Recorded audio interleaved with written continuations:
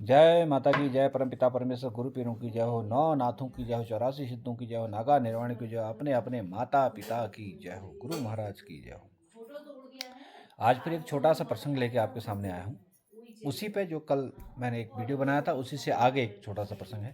क्योंकि मैंने कल एक छोटा सा प्रसंग कहा था, किसी ब्राह्मण ने बहुत दिन से मुझे छेड़ रहे थे कि ब्राह्मण ये नहीं करते, ब्राह्मण वो नहीं करते, ब्राह्मण चोर नहीं होते, ब्राह्मण डकैत नहीं होते, ब्राह्मण ये ब्राह्मण वो, कई चीज़ें वो कहने लगे थे राम मंदिर के उस पर कि वो राम मंदिर में ब्राह्मण होते तो चोरी नहीं होती है। नहीं, अब मैं उनसे कहना चाह रहा हूँ कि जरा राम मंदिर की रिपोर्टें चेक कर लो कि उसमें निकलने वाले चोर असली ही ब्राह्मण निकले हैं। मिश्रा ब्राह्मण ही होते हैं शायद, मुझसे ज़्यादा आप ब्राह्मण हो तो आप जानते होंगे। और सबसे ज़्यादा चोरी वो ब्राह्मणों के पास ही निकल रही है। इसलिए मैंने कल कहा था कि जाति की पर ना जा करके भगवान की भक्ति पे जाया करो, आप ब्राह्मण हो। और मैंने ये कहा था कि आप कहते हो कि ब्राह्मण ब्राह्मण ब्राह्मण चोर नहीं होता ना, और हर मंदिर का पुजारी ब्राह्मण है 99%। चाहे बद्रीनाथ, केदारनाथ, गंगोत्री, यमुनोत्री, हर जगह का ब्राह्मण पंडित है ना।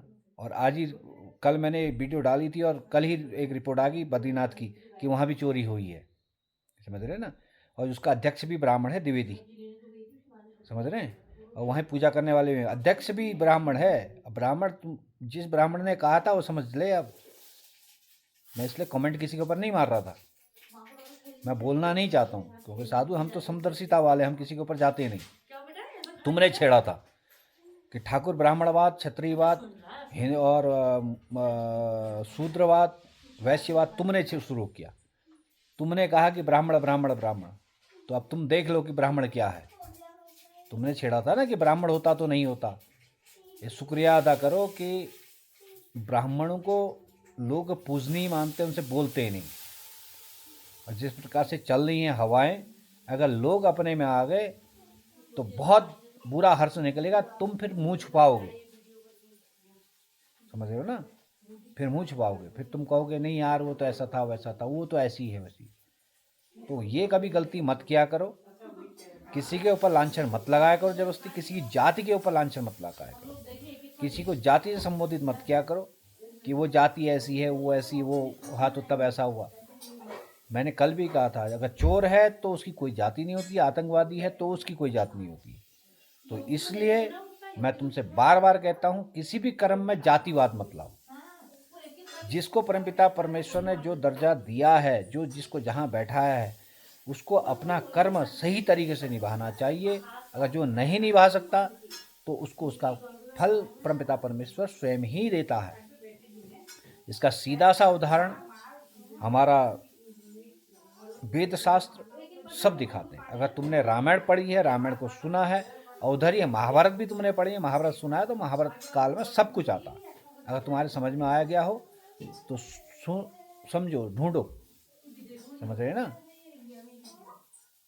कृष्ण साहब कहते हैं, कृष्ण ने उसी बुआ की इज्जत, उसी बुआ को सब कुछ करने के लिए अपना सब कुछ दाव पे लगा, उनके बच्चों को बचाने के लिए। मैं तो उन्हीं कृष्ण पे कहता हूँ कि भाई वो कृष्ण तब कहाँ गए थे जब सूत पुत्र कह करके कर्ण का अपमान किया गया था भरी महफिल में, तब वो कहाँ गए थे भाई। सूत पुत्र कहा तो उनकी बुआ को भी तो लांछन लगाया ना। उस द्रौपदी ने कहा था, जिसका लास्ट में कृष्ण ने चिरहरण पे शांत दिया था, उसी द्रौपदी ने शुरुआत करी थी ना सूत पुत्र करके कर्ण पे।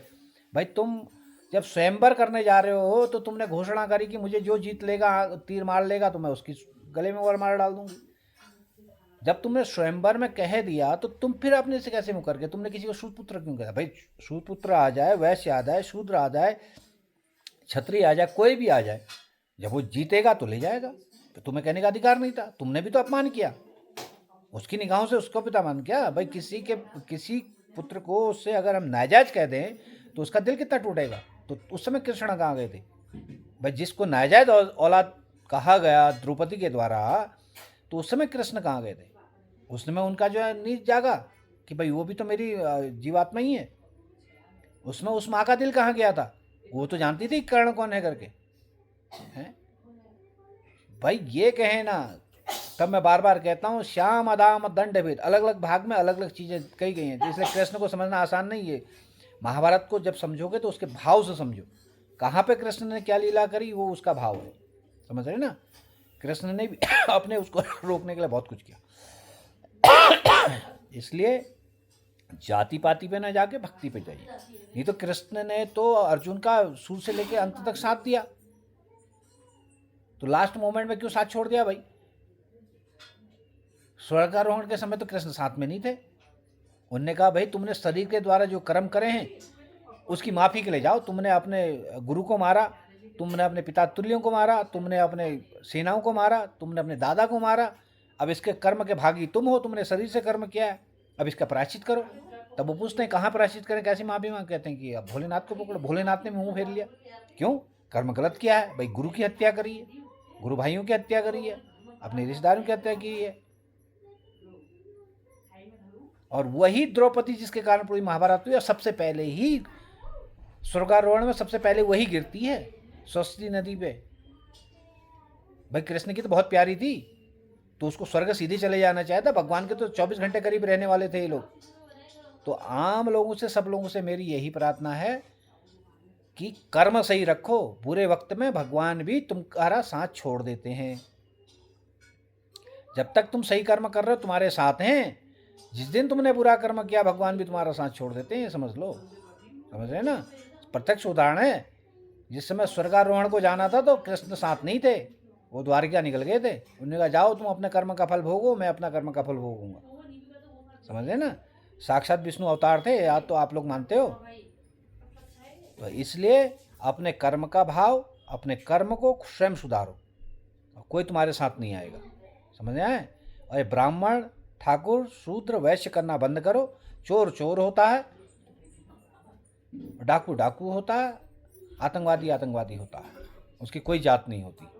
और तुम जो बार बार ये ब्राह्मण ब्राह्मण ब्राह्मण करे जा रहे हो, तो तुम्हारे सामने प्रत्यक्ष आ रहा है कि हर मंदिर में पूजा करने वाला ब्राह्मण है और वही चोर निकल रहा है तुम्हारे आंखों के सामने। अब तुम ब्राह्मण बताओ, जो तुम बार बार कॉन्वेंट कर रहे थे, अब तुम कहाँ हो? यानी तुम भी चोर हो, फिर तुम भी ब्राह्मण हो, तुम भी चोर हो। भाई जहाँ पूजा करने जाते हो, किसी घर में जाते हो, किसी मंदिर में जाते हो, तुम पर्चा लिख देते हो ना कि माँ, समझ गया, माँ की पूजा करनी है, तुम लिख देते हो। साड़ी भी लाना, श्रृंगार भी लाना, माँ का जेवर भी लाना, सब कुछ लाना, और लास्ट में तुम उसको बटोर के अपने घर ले जाते हो अपने पत्नियों के लिए। भाई मंगाया तो तुमने माँ के लिए था, माँ को चढ़ाओ। तुम अपने बीवी बच्चों के लिए क्यों ले गए उठा करके उसको?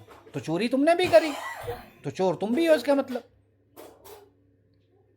अब जिस कथा या भागवत के लिए तुम अपने जजमान से कहते हो कि अंगूठी लाना या सोने की प्रतिमा लाओ, वे लाओ, बाद में तुम उसको उठा के ले जाते हो, तो क्यों ले जाते हो भाई?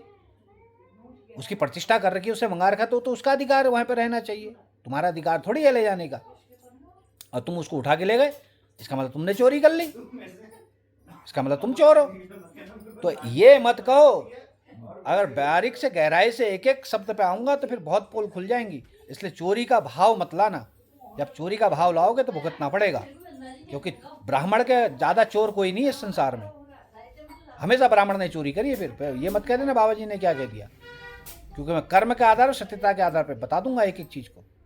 इसलिए मैं हर ब्राह्मण की बात नहीं कर रहा हूँ। जिस ब्राह्मण ने कमेंट किया था ये उसी ब्राह्मण के लिए खासकर, वो समझ जाए कि अब कितना बोलना है कितना नहीं बोलना है ना। कि ब्राह्मण सत्यवादी है, ब्राह्मण चोर है। फिर मैं एक एक चीज़ की गिना दूंगा कि ब्राह्मण कहाँ पे क्या चोरी करता है, कहाँ पे क्या चोरी करता, और कितना कर्म पूरा नहीं करता, कर्म की चोरी कैसे करता। चोरी कई प्रकार की है, चोरी तो चोरी है। फिर चाहे तुम कर्म की चोरी कर रहे हो, चाहे तुम धर्म की चोरी कर रहे हो, चाहे तुम सामान की चोरी कर रहे हो, करते रहे हो भाई। जिस अपने भगत के वहाँ तुम पूजा करने गए, तुमने दक्षिणा ली, तुमने कर्म कितना किया? तुमने पूजा पाठ ढंग से करी नहीं, तो इसलिए तुमने कर्म की चोरी कर दी, धर्म की चोरी कर दी। उससे बड़ा क्या चोर है? अगर तुमने धर्म और कर्म की चोरी करी तो उससे बड़ा चोर तो है ही नहीं धरती पे। और तुम ब्रह्मा हो, ब्राह्मण हो, तो तुमसे बड़ा चोर कौन है भाई? पूरी पाठ करना चाहे तुम आधा तो खा जाते हो उसमें, तो तुमने तो मंत्र की चोरी कर दी भाई। जजमान तो बड़े उससे तुम्हारी स्वागत करता, पंडित जी आ गए, पंडित जी आ गए, पैर भी छूता, सब कुछ करता, तुम्हारे आसन भी बिछाया, बड़े उससे तुम्हारे स्वागत किया। अब पूजा पाठ करते आधा तो मंत्र खा गए तुम, तो तुमने तो कर्म की चोरी, धर्म की चोरी कर दी, भगवान के सामने भगवान के मंत्रों की चोरी कर दी। तो इससे बड़ा क्या लोगे? कभी तुम पूजा पाठ ढंग से करते हो? अपने आत्मा में हाथ रख के बताओ, किसी पूजा पाठ को तुमने अगर पूर्ण तरीके से किया हो तो बताओ। हर चीज़ की चोरी तो तुम लोग करते हो। ये मत कह देना कि ब्राह्मण अगर कुछ नहीं करता, ब्राह्मण सबसे बड़ा चोर है। फिर कर्म का चोरी, वो किसी की शादी करने जाता तो वहां शादी में आधे मंत्र खा जाता है। ये मत बोलो, फिर बार बार मत छेड़ना, फिर मैं बहुत खड़क आदमी हूँ। हाँ, इसलिए सुधरो और सबको एक माला में पिरोने की कोशिश मत करो। पहली बात, हर इंसान, हर जीवात्मा अपने में अलग है।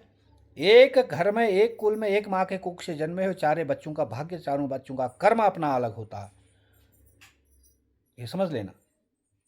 इसलिए सुधर जाओ, बार बार ये कहना बंद कर दो, ब्राह्मण ऐसा, ब्राह्मण वैसा, ब्राह्मण ये, ब्राह्मण वो। ठीक है, दोबारा मत कहना कि ब्राह्मण शुद्ध है, ब्राह्मण ये है, ब्राह्मण वो है, क्योंकि मैं बोलने में आऊँगा तो फिर मैं बहुत कुछ बोल जाऊँगा। मैंने एक छोटा सा उदाहरण दिया कि धर्म और कर्म की ब्राह्मण चोरी कैसे करता है, वो मैंने तुमको एक छोटा सा उदाहरण दे दिया। अगर तुम समझदार हो तो इसी बहुत कुछ समझ जाओगे। अगर मैं इससे आगे बोलने लगा तो एक एक कर्म बोल खोलता चला जाऊंगा। ब्राह्मण कहाँ पे किस चीज़ की चोरी करता है, किस कर्म की चोरी करता है, किस नियम की चोरी करता है, मैं सब कुछ बोल दूंगा और वो सटीक लगेगा, गलत नहीं बोलूँगा मैं। इसलिए किसी ब्राह्मण की अवहेलना नहीं कर रहा, जो बोलूँगा सटीक बोलूँगा। और पूरी जनता जानती है, पूरी जनता समझती है उस बात को, जनता की आंखें भी खुल जाएंगी, हाँ ब्राह्मण ऐसा करता है। फिर तुम्हारे लिए आगे परेशानी हो जाएगी कहीं पे पूजा पाठ करने में, फिर लोग क्वेश्चन तुमसे करना शुरू कर देंगे। समझ रहे हैं ना? इसलिए सही रहो, भगवान की भक्ति करो, सही मार्ग में चलो, किसी को कमेंट करना बंद करो, किसी जाति धर्म में कमेंट करना बंद करो, जाति विशेष को लेकर के तुम कमेंट करना बंद करो, अपने को ऊंचा दिखाना और दूसरे को नीचा दिखाना बंद करो। समझ रहे हैं? अगर समझ में आया तो इसके लिए बहुत है। माँ तुमको सद्बुद्धि दे, सतमार्ग दे और परमपिता परमेश्वर आपका मार्ग प्रशस्त करे। अभी तो पहला खुलासा हुआ है, अभी तुम ही ने छेड़ा था कि ब्राह्मण होते तो चोरी नहीं होती। अभी तुम देखो, बद्रीनाथ में, केदारनाथ में जो स्पेशल पूजा करने की जो पैसे लिए जाते हैं वो भी तो चोरी है भाई। भगवान के दर्शन करने के लिए चोरी ही है? किसी भी बड़े धाम में दर्शन करने के लिए जो वीआईपी गेट बना रखा है वो क्या है? वो भी तो चोरी है। वहाँ का पुजारी कौन है? कोई ठाकुर थोड़ी है तो ब्राह्मणी। समिति का अध्यक्ष कौन है? सब ब्राह्मणी तो हैं। तो इसलिए सोचो समझो, सोच समझ के बोलो। अगर कुछ समझ में आया तो इससे सीख लेना, आगे से कमेंट मत करना और आगे किसी जाति को स्पेशल टारगेट मत करना। ठीक? अगर समझ में आया तो आगे सोच समझ के बोलना। माँ कृपा करे, भगवान कृपा करे, सबको सद्बुद्धि दे। जय माँ, जय माँ भगवती, जय उत्तराखंड।